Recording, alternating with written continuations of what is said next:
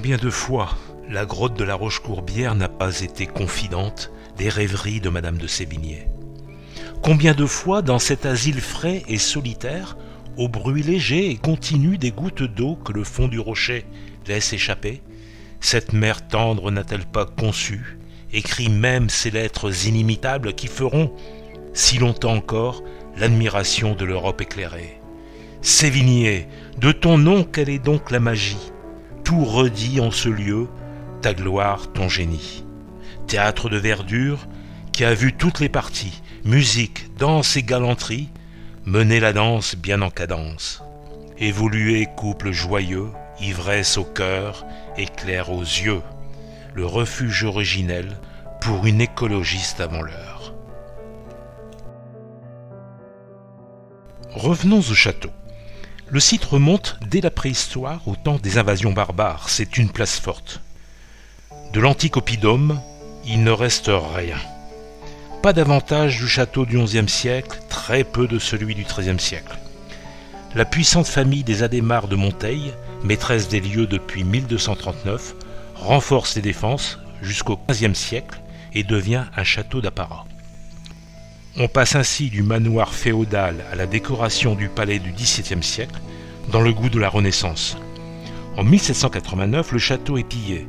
En 1794, la façade sud est détruite.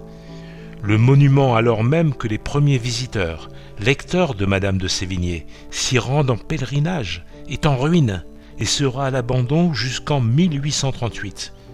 La renaissance du château se fera au début du XXe siècle par Marie Fontaine, qui acquiert le château en 1912 et lance un chantier de rénovation et de reconstruction. Mais la construction la plus remarquable du château de Grignan est son église, qui n'a vraiment rien d'analogue.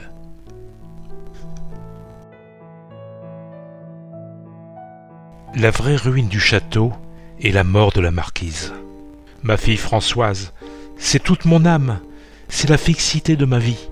Elle aime d'avance tout ce que sa fille doit aimer, le beau château de Grignan, et tous les Grignan, les trois beaux-frères, les jeunes demoiselles de Grignan, et même les épouses défuntes et leurs familles.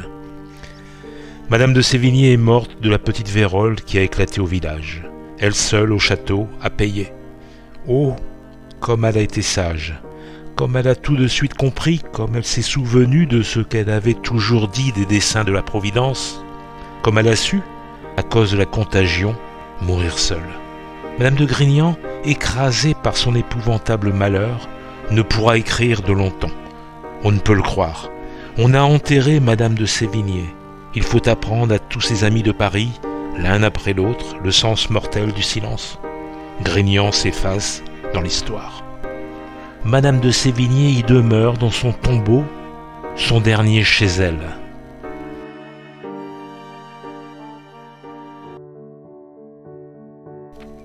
Notre marquise est toujours dans nos cœurs. Elle n'a point vieilli. Vieux jeu? Ah non, bien au contraire. Nous ne savons plus être jeunes comme elle l'était. Même à la veille de sa mort, à 70 ans, le cœur peuplé d'une seule personne, ce qui est le propre de l'amour, l'esprit toujours au guet, les yeux aussi attentifs au-dessous des choses qu'à leur dessus, riant au monde. Une vraie chroniqueuse des temps modernes. Ses lettres rendront le lieu célèbre. Grignan et Sévigné. 1120 lettres. J'aime à vous écrire, disait-elle.